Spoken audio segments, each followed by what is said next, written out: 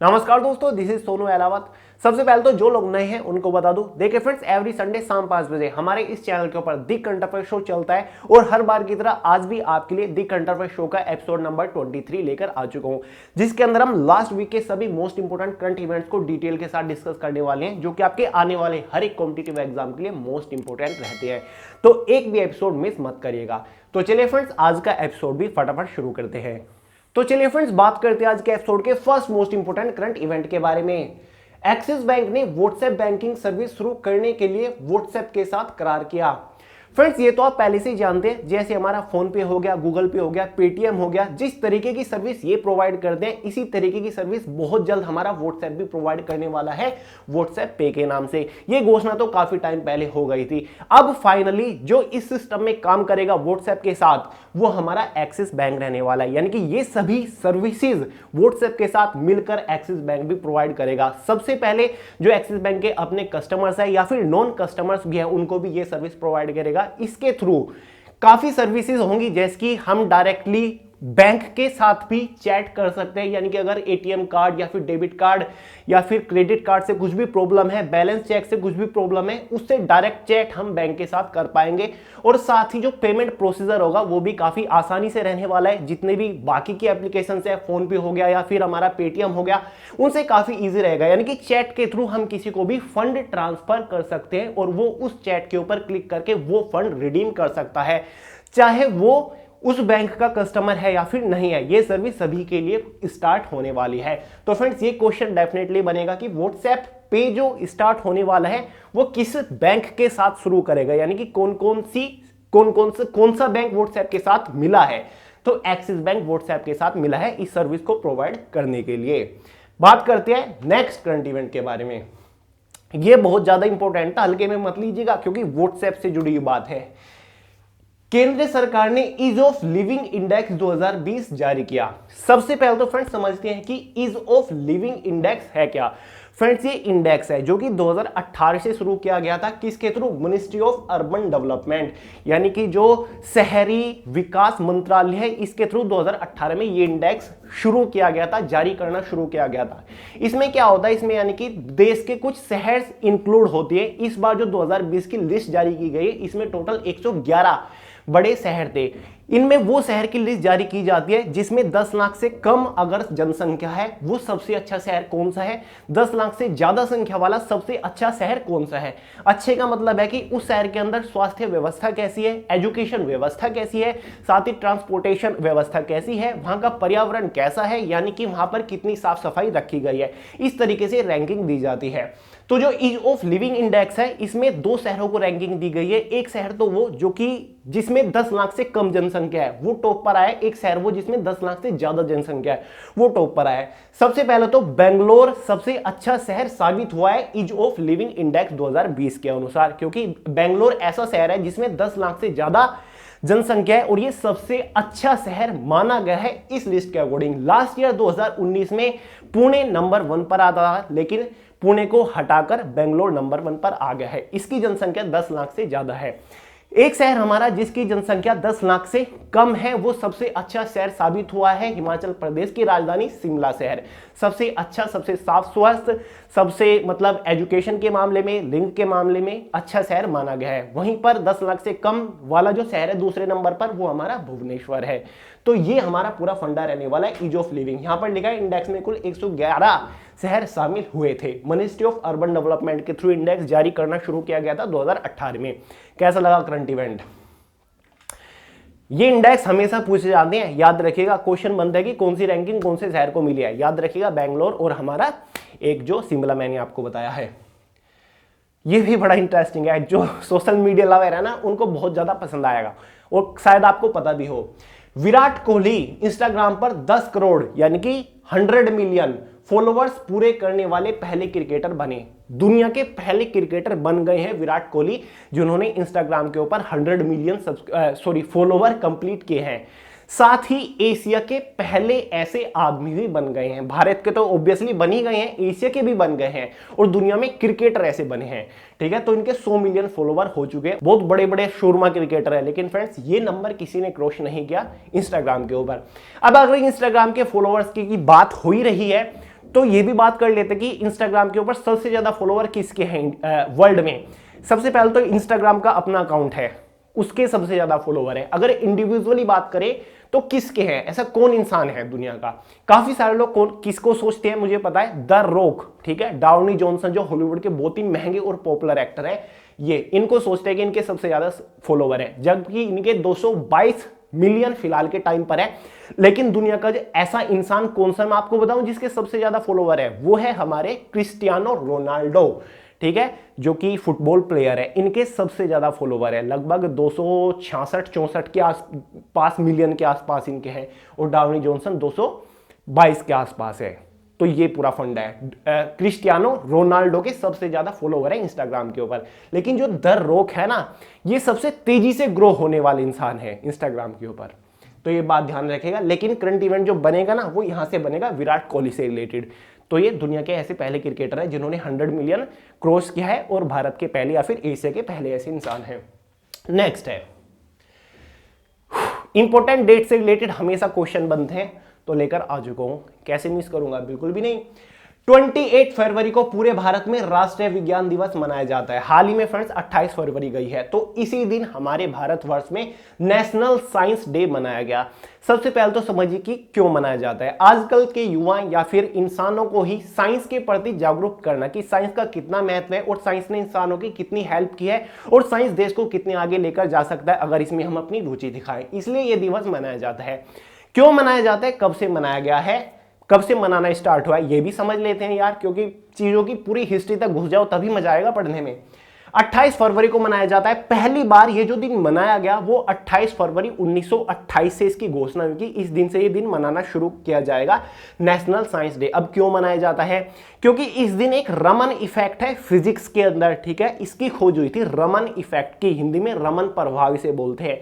इसकी खोज किसने की थी, इंडिया के एक बहुत बड़े वैज्ञानिक यानी कि फिजिसिस्ट जिसे हम कह सकते हैं, सीवी रमन के आप नाम से इनको जानते होंगे। इनका पूरा नाम है चंद्रशेखर वेंकट रमन। इन्होंने रमन इफेक्ट की खोज की थी, और इनको नोबेल प्राइज भी मिल चुका है रमन इफेक्ट खोजने के लिए 1930 में।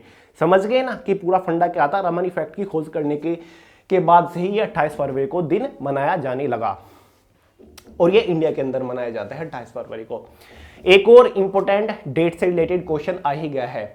4 मार्च को राष्ट्रीय सुरक्षा दिवस मनाया गया। हाल ही में 2-3 दिन पहले 4 मार्च गया है, तो इस दिन नेशनल सिक्योरिटी डे यानी कि राष्ट्रीय सुरक्षा दिवस मनाया गया। वही फंड है लोगों को जागरूक करना सुरक्षा के लिए कि जो सिक्योरिटी है, सेफ्टी है, वो हर एक इंसान की फर्स्ट प्रायोरिटी होनी चाहिए। अगर सड़क पे भी चल रहे हो तो अपनी सुरक्षा का पूरा ध्यान रखना चाहिए, प्रॉपर सीट बेल्ट बांधनी चाहिए। तो इसलिए लोगों को जागरूक करना है सेफ्टी के प्रति, तो ये दिन मनाया जाता है। राष्ट्रीय सुरक्षा परिषद की स्थापना हुई थी 1972 में। राष्ट्रीय सुरक्षा परिषद की स्थापना 1972 में हुई थी, और इसी के बाद से 4 मार्च को मनाया जाने लगा। 4 मार्च 1972 को हुई थी इसकी स्थापना। देखिए यहां पर लिखा हुआ national security day 4 March, safety should be our number first priority. याद रखिएगा 4 मार्च और 28 फरवरी 2 दिन बताए हैं, बड़े इंपॉर्टेंट है। यह क्वेश्चन आजकल बहुत देख रहे होंगे आप न्यूज़पेपर वगैरह में। भारत ने फिलीपींस के साथ ब्रह्मोस मिसाइल समेत रक्षा उपकरणों की आपूर्ति हेतु समझौता किया। एग्जाम में समझौते से रिलेटेड बहुत सारे क्वेश्चन पूछे जाते हैं। तो हाल ही में भारत और फिलीपींस एक देश है जिसकी राजधानी यहां पर देखिए है मनीला।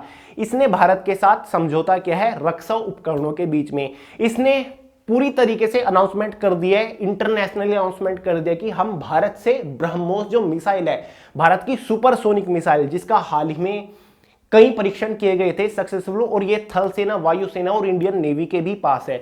तो ब्रह्मोस मिसाइल फिलीपींस खरीद रहा है और भी काफी सारे रक्षा उपकरण खरीदेगा। तो दोनों के बीच में समझौता हो चुका है। तो फ्रेंड्स ब्रह्मोस मिसाइल के बारे में थोड़ा सा जान लेते हैं। अगर बात हो रही है तो एक सुपरसोनिक मिसाइल है जो कि पनडुब्बी से भी छोड़ी जा सकती है। कम दूरी की मिसाइल है जो कि शिप से भी छोड़ी जा सकती है इंडियन नेवी के थ्रू, या फिर एयरक्राफ्ट से भी छोड़ी जा सकती है, या फिर धरती से भी छोड़ी जा सकती है। ठीक है, तो ये एक ऐसी ब्रह्मोस मिसाइल है। तो फिलीपींस ने समझौता किया है। फिलीपींस की राजधानी मनीला है, मनीला में ही ये समझौता संपन्न हुआ है। साथ ही करेंसी फिलिपियानो पीसो फिलीपींस की करेंसी है। प्रेसिडेंट रोडियार्गो ड्यूटेर्टे, एक बार देख लेना या फिर नोट कर लीजिएगा, ये पूरा फिलीपींस के बारे में है, पूछ ले ही जा सकता है। नेक्स्ट करंट इवेंट की तरफ चलते हैं।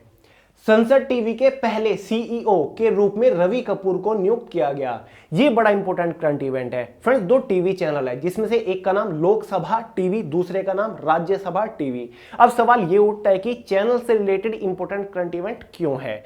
देखिए फ्रेंड्स, चैनल तो बहुत सारे हैं, लेकिन ये दो जो चैनल हैं ये बड़े इंपॉर्टेंट है। वो इसलिए क्योंकि ये गवर्नमेंट चैनल है, सरकारी चैनल है, जो कि राज्यसभा और लोकसभा में होने वाली बैठक को कवर करते हैं। इनके बारे में आपने जरूर सुना होगा, ठीक है। जितनी भी न्यूज़ बाहर आती हैं लोकसभा या फिर राज्यसभा के अंदर से, वो यही कवर करते हैं दोनों चैनल। लेकिन फाइनली इन दोनों गवर्नमेंट चैनल का विलय हो चुका है, एक साथ मिल चुके हैं, और जो नए चैनल का नाम बना है वो संसद टीवी बन गए। यानी कि अब ये दो अलग अलग चैनल नहीं रहे हैं, इन दोनों का विलय हो गया, एक साथ मिल गई, कंबाइंड हो गए, और संसद टीवी एक नया चैनल बन गया है।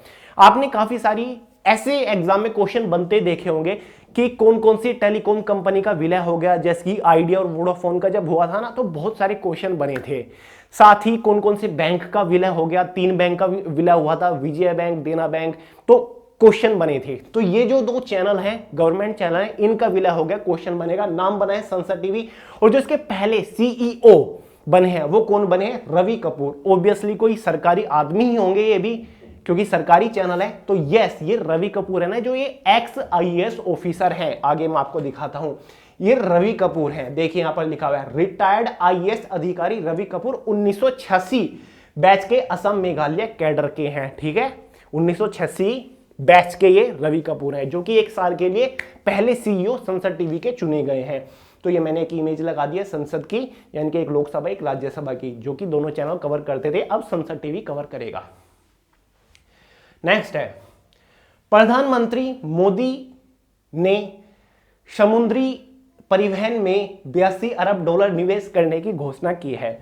तो फ्रेंड्स, हाल ही में वर्चुअली बहुत बड़ी कॉन्फ्रेंस हुई थी, जिसके जरिए भारत के प्रधानमंत्री नरेंद्र मोदी ने एक बहुत बड़ी घोषणा कर दी है कि वो 82 अरब डॉलर का निवेश कर रहे हैं, यानी कि इन्वेस्टमेंट कर रहे हैं। किस में कर रहे हैं? जो बंदरगाह हैं, समुद्री परिवहन जो है, ठीक है, जितने भी हमारे बंदरगाह हैं या फिर समुद्री मार्ग हैं, उनके विकास के लिए, उनकी डेवलपमेंट के लिए, ठीक है, ये इन्वेस्टमेंट की जा रही है। साथ ही जो बंदरगाह पर लाइट हाउस हैं, उनके आसपास डेवलपमेंट की जाएंगी, ताकि वो जो विजिटर्स हैं उनको खींच सके, उनका सेंटर ऑफ अट्रैक्शन बन सके। तो यार ये भी बड़ा कदम उठा है, तो इस चीज का ध्यान रखिएगा। हाल ही में कितने रुपए निवेश करने की घोषणा हुई है, कौन से फील्ड में हुई है? तो 82 अरब डॉलर की हुई है, और हमारे जो समुद्री परिवहन है उनके लिए की गई है नरेंद्र मोदी जी द्वारा। 2030 तक ये प्रोजेक्ट पूरा हो जाएगा। नेक्स्ट है, लास्ट तो नहीं है, अर्जेंटीना में 140 मिलियन साल पहले के डायनासोर के जीवाश्म की हुई खोज। फ्रेंड्स, हाल ही में अर्जेंटीना के एक जंगल जिसका नाम है पैटागोनियन जंगल में एक 140 मिलियन, सोच के देखिए कितना पुराना समय है, उसमें जो एक डायनासोर होते थे, आपको तो बताइए ये एक सच्चाई है कि डायनासोर पहले होते थे, तो उनके जीवाश्म मिले हैं, ठीक है। कौन से जंगल में? अर्जेंटीना के पैटागोनियम में जीवाश्म मिले हैं, और उन जीवाश्म को क्या बोला गया है? टीटानोसोर, यानी कि ये उस डायनासोर की प्रजाति है जिसके जीवाश्म मिले हैं, ठीक है, टीटानोसोर। क्योंकि ये ऐसा पहली बार भी हो चुका है, इससे पहले कई बार हो चुका है, अलग अलग देश में ऐसी प्रजाति के मतलब जीवाश्म मिले हैं, लेकिन फिलहाल अर्जेंटीना में मिले हैं 140 मिलियन साल पुराने। तो ये इमेजेस हैं डायनासोर्स की जो कि मिले हैं, खुदाई चल रही है। बाकी नेक्स्ट करंट इवेंट के ऊपर चलते हैं, और ये लास्ट है आज का। ऑस्ट्रेलिया में तंजावुर की तर्ज पर ग्रेनाइट का सबसे बड़ा मंदिर तैयार किया गया। सबसे पहले फ्रेंड्स समझिए तंजावुर मंदिर के बारे में। भारत के तमिलनाडु के अंदर तंजावुर जगह पड़ती है, जहां पर एक बहुत बड़ा मंदिर है, जिसके अंदर और भी काफी सारे मंदिर है, जिसमें सबसे पॉपुलर एक बृहदेश्वर मंदिर है, जो कि भगवान शिव से रिलेटेड है। तो उसी के जैसा, उसी की तर्ज पर, लगभग उसी की कॉपी, ठीक है, ऑस्ट्रेलिया में भी बनाया गया, इंडियंस के थ्रू ही बनाया गया, ठीक है। जो तमिल इंडियंस है ऑस्ट्रेलिया के अंदर उन्होंने बनाया। ऑस्ट्रेलिया में कहा? ऑस्ट्रेलिया के मेलबर्न, जो कि ऑस्ट्रेलिया का एक स्टेट पड़ता है, विक्टोरिया, उसके अंदर एक शहर पड़ता है मेलबर्न में उस मंदिर का निर्माण किया गया। लेकिन इस मंदिर की खास बात यह है कि ये ग्रेनाइट का मंदिर है, सबसे बड़ा ग्रेनाइट का मंदिर बनाया गया। ग्रेनाइट एक पत्थर होता है, उसी पत्थर के थ्रू इसका निर्माण किया गया। जो ऑस्ट्रेलिया में मंदिर बनाया गया, इसका नाम क्या है ये समझिए, शिव क्रतुंड विनेगर मंदिर। शिव क्रतुंड विनेगर मंदिर भारत से बाहर पृथ्वी के दक्षिण गोलार्ध का एकमात्र मंदिर है। इसे बनाने में लगभग 20 करोड़ रुपए का खर्च आया। अब इसकी हिस्ट्री क्या रही होगी? देखिए फ्रेंड्स, श्रीलंका में जब भारतीय तमिल लोग रहते थे, वहां पर एक युद्ध हुआ था, जिसके बाद वो ऑस्ट्रेलिया चले गए। ऑस्ट्रेलिया में तमिल से रिलेटेड या फिर हिंदू धर्म का कोई भी मंदिर नहीं था, तो इन्होंने फैसला किया कि एक प्रॉपर ट्रस्ट खोलेंगे और ऑस्ट्रेलिया के अंदर ये मंदिर बनाएंगे। जो मंदिर बनाया गया है शिव तुकुंड, ये मंदिर भगवान गणेश से रिलेटेड है, और जो भगवान गणेश की मूर्ति लाई गई वो तमिलनाडु से ही ऑस्ट्रेलिया मेलबर्न में ले जाई गई। तो ये इसका पूरा सिस्टम रहा है मंदिर का। तो देखिए, जो मंदिर ये दिखता है जो ऑस्ट्रेलिया में बनाया गया, वो इस तरीके का कुछ दिखता है। इमेज अभी क्लियर नहीं आई है क्योंकि इसका निर्माण अभी अभी किया गया है, धीरे धीरे इसकी इमेज आना स्टार्ट हो जाएगी, लेकिन कुछ इस तरीके का दिखाई देता है। साथ ही जो तंजावुर में मंदिर है तमिलनाडु के अंदर, वो बृहदेश्वर मंदिर कुछ इस तरीके का दिखाई देता है। तो उसी की तर्ज पर लगभग उसी के जैसा ग्रेनाइट का ये मंदिर ऑस्ट्रेलिया मेलबर्न में बनाया गया 20 करोड़ रुपए का खर्च इसमें आ गया। आई होप समझ गए होंगे।